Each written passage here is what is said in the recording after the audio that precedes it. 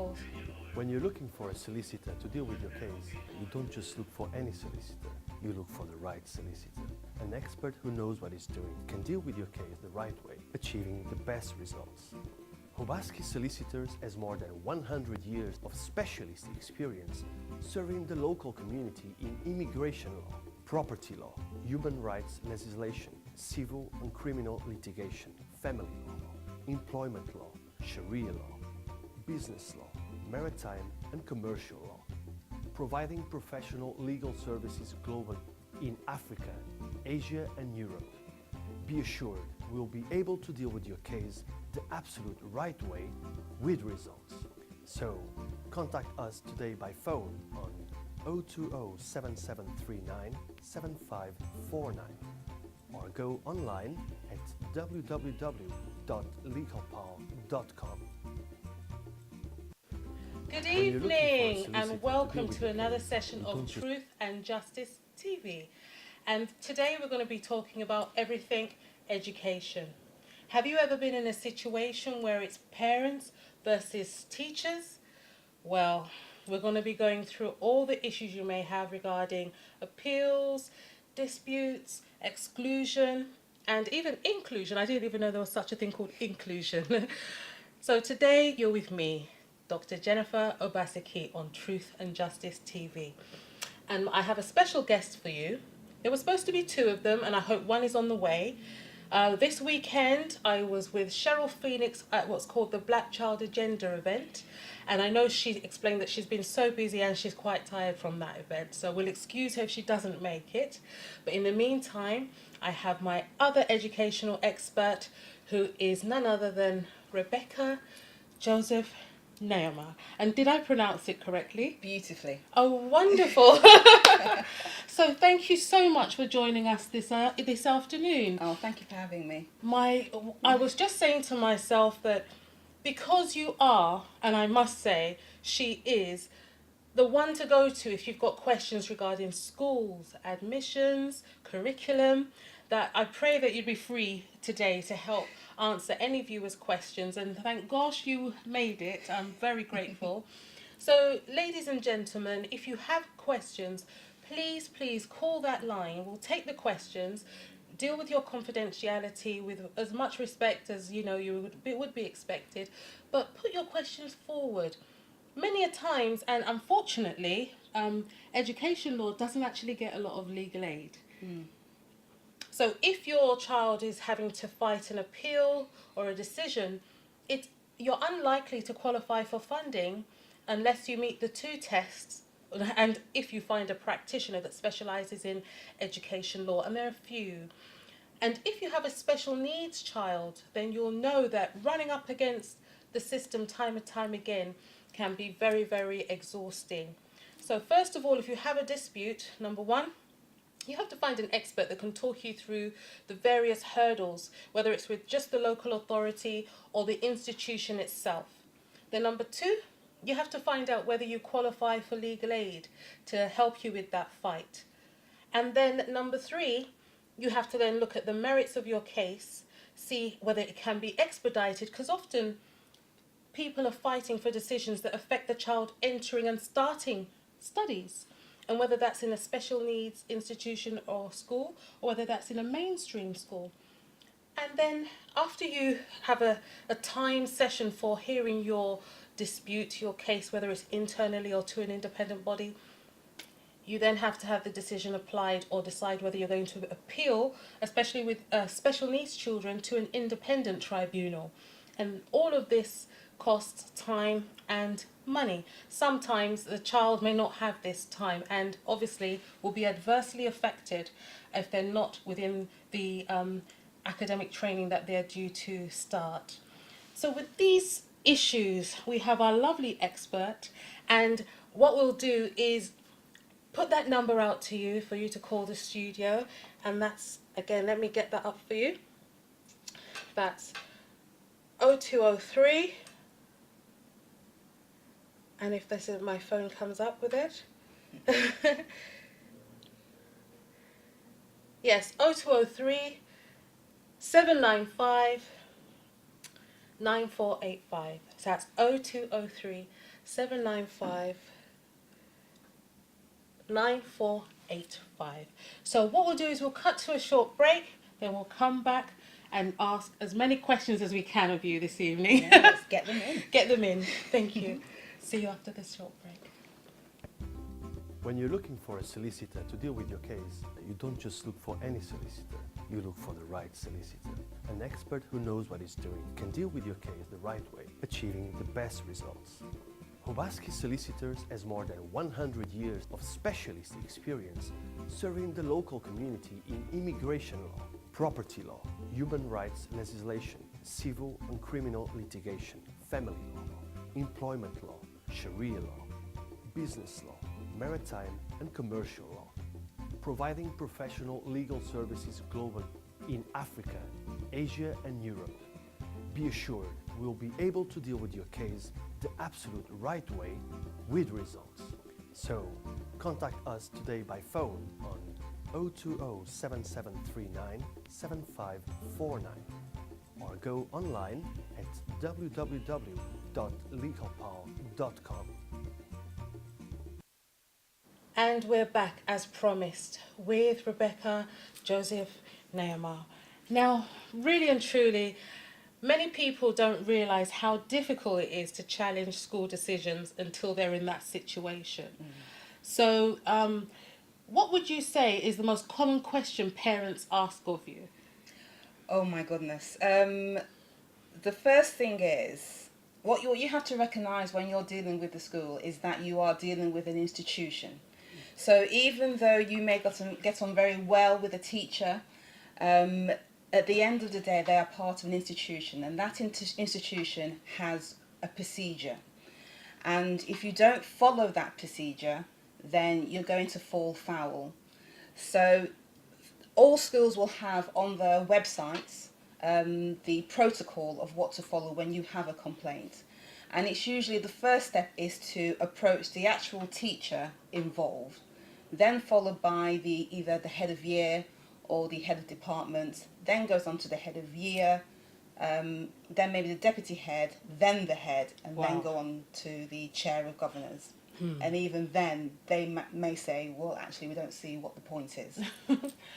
My goodness. So it could be a whole array of things. So the latest thing that I've been helping a parent out with is a penalty notice for her son being late to school. But it was shrouded by school absence. So when we look through the language, actually, and look at his record, it's not a school absence at all. And it's not even persistent lateness, actually. Okay. It's that he is usually maybe 2 minutes after the first registration bell. I see. But legally, he is within the registration period before the lesson is even started. And so he actually has 100% record. Attendance. Yes. So the school has sent a penalty notice out to this parent who actually can't afford the £60, actually. And it's bullying, quite frankly. And so pay this, and the letters and the letters. Yes, and then... or we will take you to court, which is really frightening. Wow. It's really frightening, and it's taking you as a parent to court as if you are a bad parent, and we're going to hawk you in front of the public and flock you. So, apart from the school's complaints procedure, making sure you go through the complaints procedure, is there any way to bypass it? For example, if they have made an error in this, like the example you gave. So if the issuing of the penalty was erroneous, it was wrong, they didn't follow the correct procedure, can you just shut them down there, or do you have to follow through the whole rigmarole of complaining to the teacher, the deputy head, then the head, and then the governors? No, you still have to go through the procedure. Wow. But even within that, you can still be clever with it. So there's no point going to a teacher with that issue, because the teacher is a subject of the institution. Yeah. So you need to go to somebody like the absence manager and CC in the head teacher. Because that's who she's going to forward it to anyway. Okay. Who will then CC it in to the lawyers, who will say, yes, they're right, And obviously that doesn't want to be seen by the governors, and so that's when it then gets stopped. But you have followed the procedure. Now, I must say that there are so many things that parents are not aware until it happens to them. So, for example, parents who may be banned from their children's schools due to their behaviour or alleged behaviour. What can a parent do in such situation? Well, let's define what banned is. Exactly. There are the school has a duty to keep children safe. Yes, And safeguarding so if there is obligation. so if there is an adult that is posing a risk to any persons in that school, then they have an obligation. But what is that risk? Who has said there's a risk? Who has what said happened this risk? exactly? Yes, and so to ban a person, you can't actually ban a person. If somebody is posing a risk of harm, then you would call the police. Exactly, yeah. I've seen that happen. I've actually been told not to go to my children's school, but that was after an allegation, a very serious allegation. And I actually went to the school, very upset because another child had put my child in danger. But the head would not see me, would not take up the issue. Actually went to the parent of the other child and said, oh, there's nothing to worry about, but came to me and said, we're going to have an investigation. So when a school acts in an unreasonable manner or doesn't carry out a fair investigation, again, what can a parent really do? Do they have to do the whole complaints stepladder? No, that's a sign. That's a letter to the head teacher, saying how unhappy you are with the situation, and that's a letter to the governors. Wonderful, wonderful. Yes. So a letter to the head teacher, and you leapfrog your complaint to the governors. Okay, so I think that we should try and maybe raise the stakes. So we've looked at a bit of lateness, the persistent lateness, you checking your children's record to see if they've actually got registered absences that are correct, or the lateness, whether it's been actually defined as correct, whether the child still comes in within the registration period. And if you have a complaint, what to do, look at the school's website, download its policy, its complaint procedure. But where there's a procedural error, you then send your email in to the relevant officer, also copy in the head teacher. And if you're not getting any joy, you might just CC in the Board of Governors or the governor himself of the school. And just so that people can know the difference, some schools, they're ultimately answerable to the local education authority, some are not, some are kind of independent. So can you sort of break down the different schools and who their authorising or overseeing bodies are?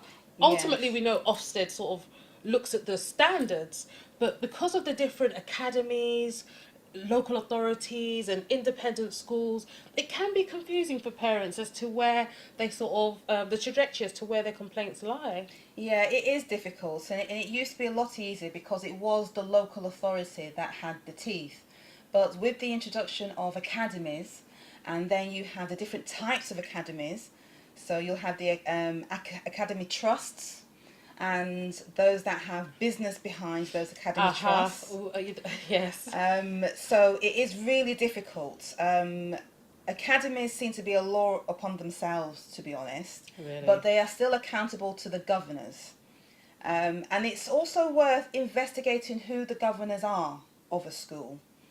Because that might even have an influence as to the school's ethos and operations. Yeah. So that's true. And as to whether your complaint is really going to be seen to be done or actually going to get something done. I see. That's quite important. And unfortunately, it would seem within our schools, we have to follow where the money is coming from as well. Who's funding the school? Yeah. And as to whether our complaint Important. complies with that funding objective or whether it's going to be seen as bad business. But there is good and bad side to that, because if something's going to be seen as bad business, then let's get noisy About it, let people know. Yeah. You're not happy. Because we don't want bad publicity. Yes, schools don't like bad publicity. Now, we had the case in the news, if you remember, earlier on last year, there was the young boy who was asked to cut his dreadlocks. And dreadlocks, yes. many people don't realise that schools, as well as being an educational institution, often fall within the realms of a body that can be sued if there's a breach of your human rights. So if a school breaches your human rights, that's your right to private life, your right to freedom of religion, your right to freedom of equality even, you can actually bring a claim against them. So that case was won earlier on in this year, and it was in the papers last week. So please, if you feel aggrieved by a school and you don't get a satisfactory answer first time around, that case shows you that you can succeed at the end, because no court in this country should uphold a breach of human rights or should allow an institution to act completely unfairly. There was another case that gave me deep concern, and that was a case where a child was tied up and basically had a lot of racial abuse thrown at them, and they had a mock, I think, slave sale that took place, and none of the children involved faced any criminal charges. And then again, there's another case of recent where children were asked to show or record the positives of slavery. And I look at all these absolutely abhorrent situations and think to myself, is it that a lot of the teachers don't have enough training about racism or unconscious bias? There is that aspect to it, and it just so happens that not only do I specialise in education, but I do organisational psychology. And so the area of unconscious bias is huge. Yes. And we're human beings. We are biased. We are human beings and we can be biased, but racism is racism. Racism is racism. People trying to tell students to write down the positives or the pros of slavery would seem absolutely, as I said, abhorrent, ridiculous, prejudicial. But that teacher who asked a classroom full of students to do such, it's shocking that that would even come out of their mouths. And how could a teacher, a qualified teacher, go through all their years of training and not realise how discriminatory such a statement is? Now, what you say, Jennifer, makes complete sense, okay? However, let me be a devil's advocate. So, at the moment, within the schools, you may come out as a specialist in a particular subject, let's say geography. You then go into a school with your geography specialism, and you are asked by the school to teach history, RE, as well as geography. Okay. Maybe French as well. Wow. And possibly a maths class. Oh my goodness. And you're expected to do all those lessons and bring a good education to these students. And some of those subjects may be GCSE subjects as well. So only a fraction of what you were a specialist in is actually being used. There's the other aspect as well. With regards to things like the area of slavery and British history as a whole, a lot of people are not comfortable. They don't have the subject knowledge, and so they're not comfortable in approaching it. And it is to do as a topic. I see. It is to do with how pedagogy is taught within the teacher training as well, to give people the confidence to approach it. Because slavery is part of British history. Indeed. And the different context to which it's presented. Not only to trainee teachers, but to our students, to see it as an inclusive part and part of their history. Not something separate and necessarily dirty, but the whole, I mean, the Industrial Revolution is taught as something separate. That was all on the back of slavery. It's all part of it. And it's just the confidence to actually deliver that. And deliver it appropriately. Deliberately. Well, the appropriateness comes with the confidence, you see. I see. So a lot of training still needed on unconscious bias, discrimination for teachers. And where we talk about teachers not delivering in their area of specialism, that was highlighted with the maths recently. The statistics of maths teachers who don't have maths degrees, I think it was about 2 months ago, was exposed. And this is shocking. Almost a fourth of them don't, only a fourth of them have maths qualifications. And so you're thinking, all these other teachers that are delivering the subject, are they delivering to the required grade so that our children are getting the best results possible? Well, I haven't got the stats, but my gut instinct says no. Mine too. But I haven't got the evidence to back it up, but it doesn't make sense. It's really, really scary. And we talk about girls, you know, in the STEM subjects, science, technology, and engineering and mathematics, and the fact that our girls are not leaning towards these subjects and trying to encourage them. And we can only encourage them if we've got good teachers. That's a fact, number one. So how do we look out for these things when we're looking at schools and we want to know that the maths teachers in these schools are qualified and these other things? How do we find that out before we apply for these institutions? It's really simple. We have to ask. And at the moment, it's open day season for secondary schools, for those that are transitioning in from year 6 to year 7. And schools are putting on their best face at the moment. Of course. So they're going to show you all the good stuff. Indeed. But I always say to parents, it's all very well going on the open day, but never go on, well, I don't say never go. Go during the day. And schools are always happy to accommodate you. Yeah. But go during the day in a normal school day. So you see the See kids. what's really not when they've been happening. told it's open day, wear your uniform, behave well. Go on a normal day. Yeah. Have a spy. Have a look around. Shall I tell you something that I do? Oh. I ask students, what would you give your school out of 10? And that way I'm hearing from the students who attend. Usually aim for the ones that are year 10, 11, because they'll be honest with you. Say, what do you give your school out of 10? And then ask why. If they've given it just a 6 or a 7, find out why. And if they're giving it a 9 or a 10, find out why. So that way you've got an objective opinion from someone that attends there, not a teacher that says this is the best place, we've got this equipment and that equipment, they've just cleaned the floor because they said it's open day and they know you're coming. Find out from the students as well. What other suggestions do you have for parents? Questions they should ask? Look at how this school's investing their money. I know people say that schools... Not just spending their money, investing Yes. their money. That's quite important. So a lot of schools will put the title, we're a specialist in this and we're a specialist in that. But is that where they've actually invested their money? Because if you say you're a specialist in science, then have you put an investment plan in a STEM unit? And what outside speakers have come into the school? And To encourage where the are you students. investing the money, the little money that you do actually Exactly. have? Where are you investing it? And talking about money, how do you foresee education going forward when we talk about, look at the cuts and the poor salary that some of the teachers are actually getting? What would you say to parents? Would you say look for independent schools, look for local educational schools, look for academies? What would be the key things that a parent that's trying to choose in this quagmire, what would you say to them when it comes down to choosing? It's really difficult because everybody has different circumstances. But putting circumstances to the side, you need to look at your child as an individual. Look at the child first. You can't just look at the local school and say that will do, because that might not be the best thing for your child. It may be that your child can get a sports scholarship or a music scholarship, and it may be that that will entail a bus journey, or maybe that's something that the school will put on. And it may include fees, but maybe you can get a bursary for those fees.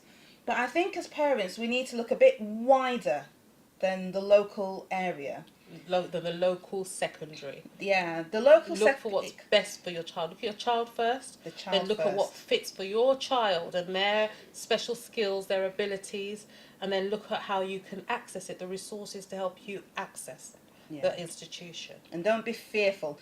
Don't be fearful of a price tag. And that, I know it sounds a bit, well, That's it's easy okay to say. Many of our families out there are struggling. But look at the small print. See, as a lawyer in my previous, always look at the small print because there's lots of help there. And you'd be surprised how many people go to private school and don't pay for it.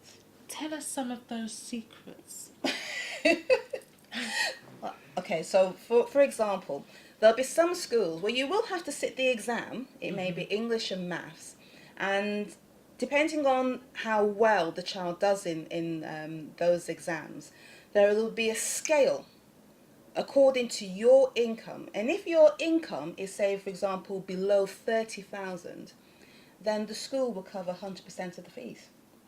Now, if you have questions on this, I want you to, again, get the number and call in. It should be on the screen, and because I haven't had my coffee, I haven't memorized it, but it's 0203 795 9485. So that's 0203 795 9485. And questions, please bring them in, and we'll see you right after this break, asking questions on education law. See you soon. When you're looking for a solicitor to deal with your case, you don't just look for any solicitor, you look for the right solicitor. An expert who knows what he's doing can deal with your case the right way, achieving the best results. Obaseki Solicitors has more than 100 years of specialist experience serving the local community in immigration law, property law, human rights legislation, civil and criminal litigation, family law, employment law, Sharia law, business law, maritime and commercial law, providing professional legal services globally in Africa, Asia and Europe. Be assured we'll be able to deal with your case the absolute right way with results. So, contact us today by phone on 020 7739 7549 or go online at www.legalpal.com. Welcome back, and you're live with me, Jennifer Obaseki, on Truth and Justice TV, and we're talking everything education law. So again, with my special guest, Rebecca Joseph-Nyamah, and I missed out the Jacob. Joseph. Rebecca Joseph-Nyamah. And how will people get hold of you? Because it's all easy to see this on a program and then think, oh, but I want to get hold of this lady for further advice or a consultation. How can people get hold of you? Well, I have a consultancy called River 9. So the website is river and it's a number 9.co.uk. My Twitter is Lady Nyamah on Twitter, and River Psychology on Twitter as well. Now, as I did say, the proprietor of the Black Child Agenda also tries to help with appeals. She's also looking for donations, and anybody who was at her event at the St Anne's Library on Saturday will tell you it was fantastic. So a round of applause to Cheryl Phoenix, who has been working in this area for such a long time, tirelessly, and is actually looking to expand to the number of families she helps support. So if you can, have a look at the Black Child Agenda, see if you can support as well. Going on from that, it is very sad to see people running into issues, and this can happen. You can fall out of love with a private school, even that you're paying lots of money at.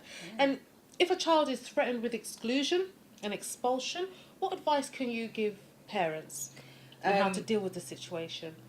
You must fight, don't accept. And the first thing is get over the shock very quickly and put your child at the centre. And it may be that actually, if a school is asking or implying that they want your child to leave, it actually might be the best thing for your child, but you'll leave on your terms not on theirs. And so it's about putting the child into the centre and moving at your pace, not at their pace. Because what you don't want is a record to follow your child. An adverse, negative record to follow your child. Exactly. You want to create your story, your narrative, not the school's narrative. So whether it's a private school or a state school, and the state schools can sometimes be a bit sneaky in saying, what we'd like to do is put forward a managed move. Managed move. Some of these words, parents, it goes over your heads because you don't realise they're actually saying we're going to exclude you without you even realising. Yes, exactly. And so, managed move sounds, oh, that's not as bad as exclusion. But actually, you can say, no. No thanks. Yeah, no thank you, because that's not right for my child. But that is a clue that the institution that your child is in is not welcoming your child. They don't want you no more. So we need to look for somewhere where your child is welcomed, because your child needs to learn, and not only that, needs to love learning. And no one can love learning somewhere that is Doesn't not want them, is not yeah. receptive to them, not able to accommodate them or make the necessary provisions that the child needs. Okay. And can I just say, those that have accepted a managed move, you don't necessarily have to keep it. It is within your right to, if you've done the managed move and your child is just as unhappy there as they were before, you can say it's not worked out, we want to come back. It is within your rights. I believe you have up to 90 days, but I'd have to double check that. But you are able to come back. It's not once you're gone, that's it. I see. You can come back. Then when we do think about, okay, the child has done something completely terrible, made a mistake, has been excluded, what alternatives are there for the child? Well, this is where the parent needs to be the cornerstone. And you do need to be the cornerstone. Because there are some things that there are no turning back from. So bringing in a knife into school, drugs into school, it's a zero tolerance. And it should be. And it should be. For any parent, everyone can understand that. And I know that some children will say, well, I brought in the knife because I was in fear. And we can understand it, but it's a zero tolerance. And that's where you need to take control as to where your child... So if your child has been excluded, you accepting where they place that child can't be the first option for you. You need to start researching, because there are alternative provisions, and it's where you need to start to know what is your child's plan in life, because there's no point accepting a PRU, because that could just go down. Do explain what a PRU is, because some people may not know what a PRU is. So that's a pupil referral unit. And what happens there? So usually a minimum of maths and English, and they do try minimum of maths and English. Yes, they do try. Some do try to bring in the sciences, but they're dealing with behavioural issues. Now, if your child never had a behavioural issue, but had a one-off incident, now in one of these PRUs, yeah, that could be a path downhill that nobody ever foresaw.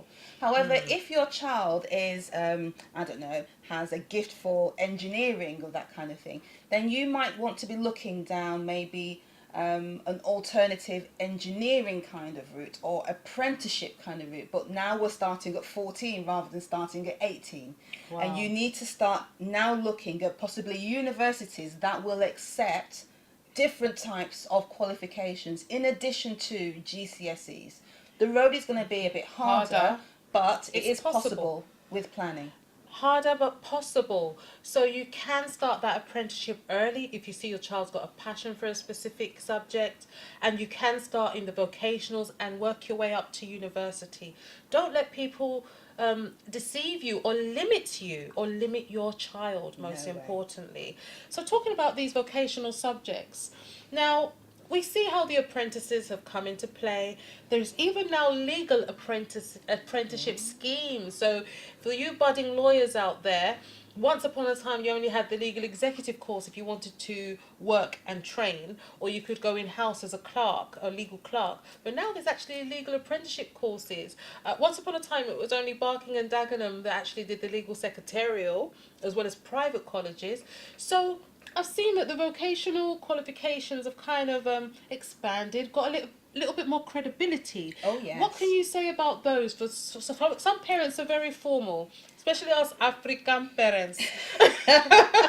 When your child comes and says, I want to be a fashion designer, say, shut up. Can do fashion after you've done medicine, after you've done accountancy. So please, parents, some of these vocational subjects are now taught with a lot more credibility, a lot more recognition. So let's hear more from you about those, please. Yeah, these are not to be sniffed at anymore. Yes. Could I even go as far to say one would be a fool to ignore these? These are very competitive now. The corporate companies are even looking at how they can change the way that they recruit to take into account people that are coming through apprenticeships, and how they can develop their own apprenticeships now. So what we're looking at It's just as competitive. You need to still get your GCSEs. You need to get the best that you can. Best you can. Still Your get A those levels. grades. We're talking kids that came out with A's and A stars. It's university or apprenticeship, and a lot of them are going for the apprenticeship. The competition is fierce, and why wouldn't it? Because you're being paid, and Money. the company will send you for 1 day a week to do your degree. Look at that. And you think about accountancy, bookkeeping, engineering, The whole law. shebang. You think about care, some of these subjects, and care, working your way up to doing nursing, from nursing to medicine. So when your child talks to you about apprenticeship schemes, please don't turn your nose up. Oh, no, Please don't say, what do you mean? Really, really look, because they are viable options for children now. I mean, amazing opportunities from some of these big companies. Really amazing, especially in the field of engineering and accountancy. I was surprised at some of the starting salaries for some of these apprentices going into some of these companies. I was like, what? Oh, yes. Very, very good. Yes. I'll tell you another secret as well. Tell us. The army. Wow. Yes. The army. So a lot of people say, oh no, we're not going to war. We're not sending our children to war. It's not about going to war. The higher your qualification, the higher the rank. But the army will fund your progression because they only want quality. Now, my son recently told me that one of his friends, and he goes to an all-boys school, one of his friends has said, I'm going straight into the army. And they all said, why, what? And he said, it's because they're going to pay for all my, he said it's because they're going to pay for all my training, sorry. So that was news to me, but now you're saying it. So it's got my attention. Yeah. So do explain a little bit more. When you say they're going to hire the rank, give us an example. So you'll have students, and I've had students at 16 that said, I'm going to go into the army. And I've always said, oh, no. Do it after university. And the only reason I've said that, because, I mean, I love the army, they protect us, but the only reason I said that, I know that the more qualifications you have when you go in, because then you're more used to them. Whereas if you go without any qualification, then you're likely to do your time and then you'll end up with not much. Because you're of no use to them. It's just economics. You've got to be resourceful to the army. You've got to be an course. asset Because to the they're army. investing in you. Because they've invested in you. But they will once they invest in you, then they will want to keep you. Yes, and quite right. Yeah. Okay, thank you for explaining that. And tell us more. You said something about your studies and what you being a lawyer previously, and now what you're doing. So give us more details as to who Rebecca Joseph is. Well, in my past life, I was a criminal defence barrister. Aye. And I wanted to be a judge actually since the age of 7. Oh, because gosh. it was all about justice. There's a determined woman. Yes, so from the age of 7, I wanted to be a judge. My nickname in the school playground was Judge because I was always in everyone's business. And I making was decisions. making Order, decisions, yes, order. at the playground. And so I was told, oh, you have to be a barrister to be a judge. And I was like, oh, I'll be a barrister. So we did that. And then I became a teacher because I was defending so many young, especially men. And I thought, what on earth is going on in the education system? Wow. That I have young men who have a great bravado on the outside, but then when we get into the cells, we have tears. And I said, well, didn't you Miss, know? I didn't do it, miss. Yes, indeed. I don't want to go to jail, miss. But didn't you know that aggravated burglary is going to get you into Exactly. prison? And then they would say, no, nobody told me. So I thought, maybe I could have more use in the schools. And so that's when I retrained and I became a secondary school teacher. So I taught politics, but alongside history, geography, RE. And I loved the challenge of all that, taking students to Washington, coached with debate. So I did love the challenge of all that. But then I saw amongst my colleagues within schools how such creative people were literally being downtrodden. Their well-being wasn't being protected. And I was very interested in the psychology of that. So I did my master's in organisational psychology and have now become an organisational psychologist. and have just done some research on British black female leaders in the UK in male-dominated industries, which has been absolutely fantastic, the insights that have come from that. Now, I've spoken about women in leadership on other platforms, so we might have to have you back to have that discussion. Oh, I'd love to Why share. are there not enough black female judges? Why are there not enough black female heads of industry, CEOs out there, heads of blue chip companies? That'll be a discussion that we'll probably have you back for on another day. Now, when it comes down to colleges and this whole being rejected, are the appeal procedures the same for children who might be facing exclusion? Well, I say this because it's that turbulent age where children have left secondary school, maybe gone on to college, and there's a mixture of other students trying to impress, or maybe being intimidated by others, and things happen at college basically.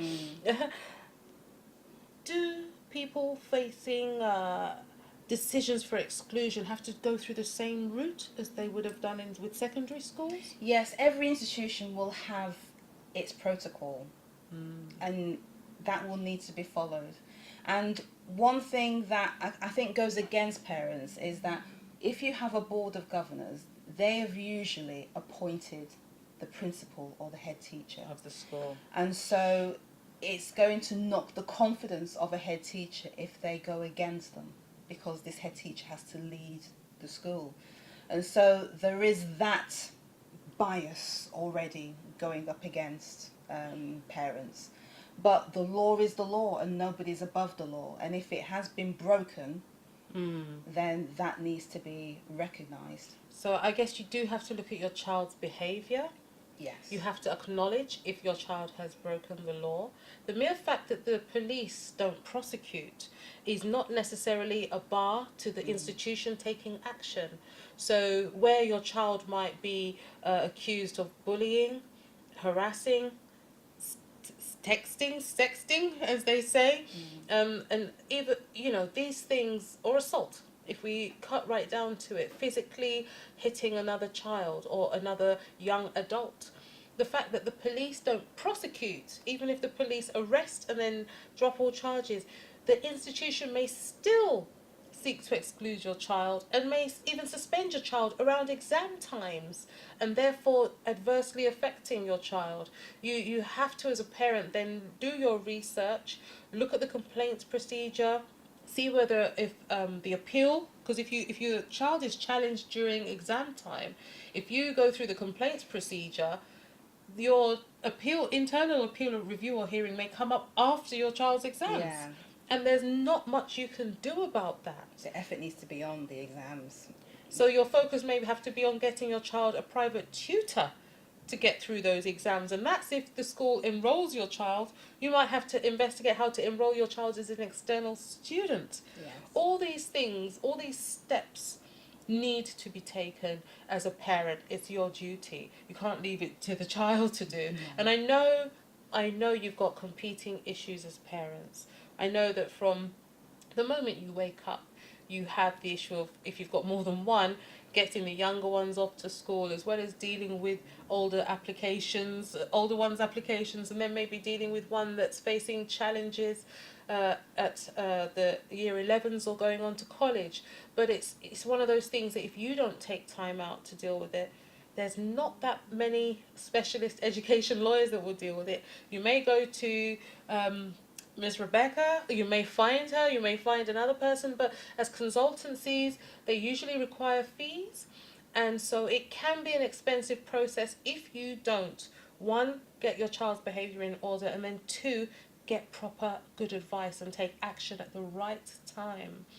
Now, what advice would you give to parents who say, do you know what, I actually cannot deal with these 11 plus exams, and I'm not going to actually just bother, just let my child go to any of the three that they choose, let them go where their friends are going to. Is the 11 plus a mountain that we can't climb unless we take time off work or pay for tutors to deal with. Oh goodness, it depends what your objective is. So if it's to get into a particular school that, and I say your child wants to go to, not what you want your child to go to. I want my child to go to the best school Yeah. in Kent or in Dartford or in Essex or in Hertfordshire. I want my child to go. Yeah, it has to. It really does have to be what the child is capable of doing. If that child is capable, the effort has to be put in there. So it's the bond books. So BOND, the bond books need to be practiced, and ideally 2 years before the exam. 2 years. Stop it. Year 6 4. months before putting that pressure on your children. No. Trying to stress them out. If you don't start on time, don't put the child off studying for the rest of their life, please. Yeah. And if you have left it too late and you think, oh my goodness, still do the exercises, but take off the pressure. So it's a case of off the pressure, please. Yeah. You don't know what damage you do when you overstress your children, you know. Yeah, I mean, any work is beneficial. So even if they don't get into the school that they're aiming for, yes, they've still got it in there, and whatever school they do go to, they'll probably end up in the top sets anyway. Exactly. So no preparation is wasted. But if we're going to do it properly, let's do it from year 4. Bond books, CGP books as well. And you've got the whole array, but you need to look on the school's website in particular. The school you're aiming for, their website on their entry criteria. And they will tell you what type of exam. So some schools will just do English and maths only. Some schools will do the English and maths, non-verbal reasoning and verbal reasoning. But so if your child... Even I can't answer some of those questions. Have you seen those past question papers? See, I think they're fun. Yeah. Oh my gosh. They make you realise how, you know... It's not easy. They're it's not easy. Yeah, but make it fun. Yes, make it fun. Yes. Whatever you're doing with your child, I know you want them to attain the best. Make it fun. The pressure, it's unfair to levy such heavy pressure on them at a short time towards the exam.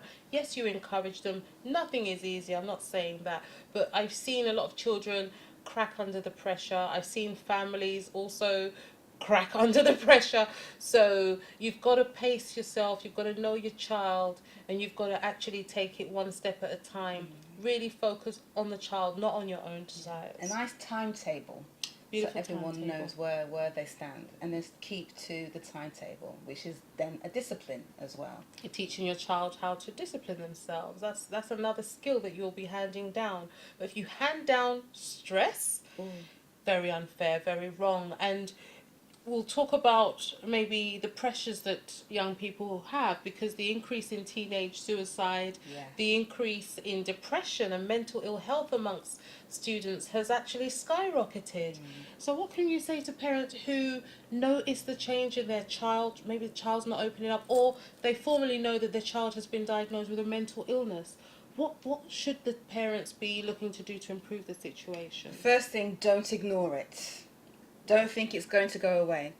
And the most dangerous thing is when the child's gone to university. Because you're not in contact with them day in, day out. And if things go quiet, myself as a parent, get straight down there. You need to be talking. And if they're not talking to you, then find somebody else for them to talk to. But be persistent and push.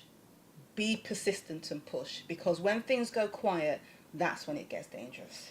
You know, children's mental ill health is something that within our community as well, when I say our community, the Afro-Caribbean community, not talked about enough and not understood, very, very misunderstood. So you've got to remove the cultural taboos and think that your child is possessed or your child is a wayward child and all this other stuff that is wrongly handed down through cultural misinterpretations of situations.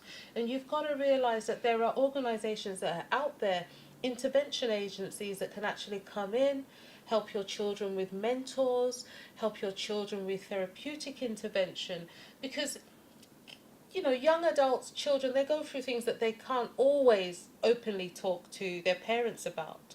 So it's very, very important that if you see a change in your child and your child's not able to talk to you, that you do the right thing, as Rebecca has said, and find someone for your child to talk to.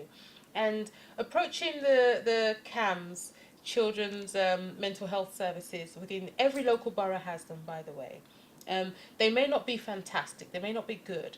You may have to go to an intervention service first, try to go by recommendation. Yes. So maybe somebody who's been through it is able to recommend. You may be a bit skeptical and let me say apprehensive of social workers. Nowadays, social workers have such a high turnover. Many of them from agencies, and don't always even know what local resources are around for parents, which is very sad. So very important again that you as a parent do as much research as you can as to what help your child can get. So I would start with the GP if you feel that's the case, and then discuss the options and the options that the GP has had positive recommendations about, and as well as your own research on the issue. Now, I'm going to ask, what is next for you? And in relation to your field of study, your area as a teacher, what is the next big thing for you that people need to look out or support you with?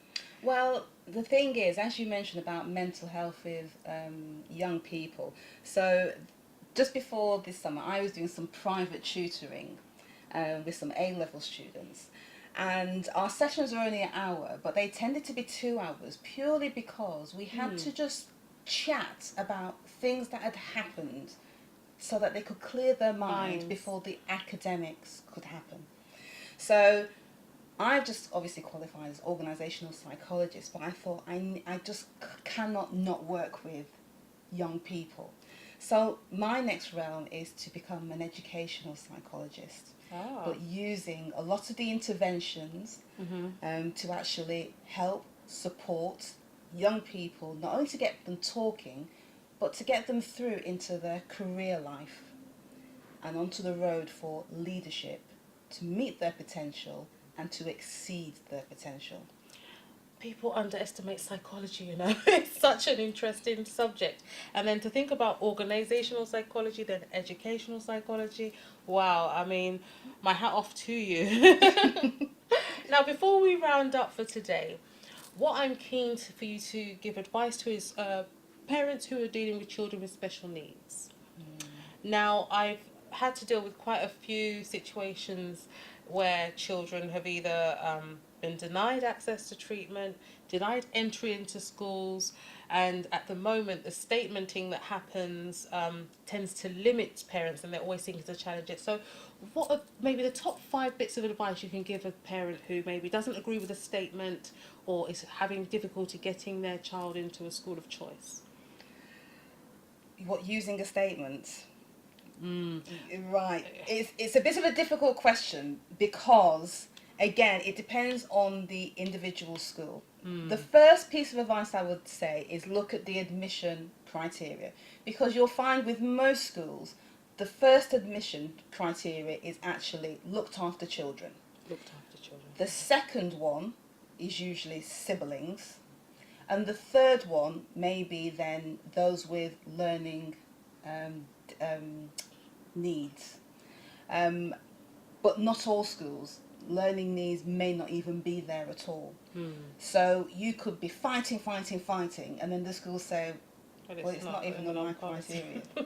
Yeah. And our criteria has gone through our governors, we've gone through consultation, we're not changing our criteria. And so you put all that energy into that and it's just not happening. So you need to research the school's admission criteria and find the school that is going to support you and all the effort you're going to put in to get this statement for your child. There are so many schools out there, and there are so many schools that aren't noted as special educational needs schools, but what they have in place could actually be perfect for your child because of their ethos and the holistic approach. So it's really important to research schools, because their Ofsted report, you just can't really get the whole what the ethos school's of the about. school just by reading the Ofsted report. Well, I have to say a very big thank you from me and also from those watching. You've been absolutely amazing and so informative on this issue. Again, if people need to contact you, the name of your consultancy? River 9. River 9. And as I've said, you can also get through to the Black Child Agenda. That's Cheryl Phoenix, who I know to be a woman who's won 100% of her cases. I take my hat off to her. And if you are in desperate need, you can contact the Law Society. Ask for a solicitor that specialises in education law. They'll have a list there for you. And if you don't have somebody within reach or you have difficulty, you can't afford the fees, you can try and come to Obaseki Solicitors.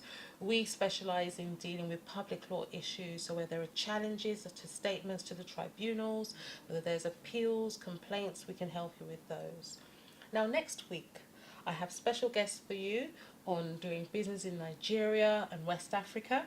Then I also have another expert who's going to come in and talk to you about career development and what to do if you are having issues, especially those working in the NHS. I have a very, very famous and well-renowned expert coming in to talk to you if you're having dealings or issues with your jobs in the NHS.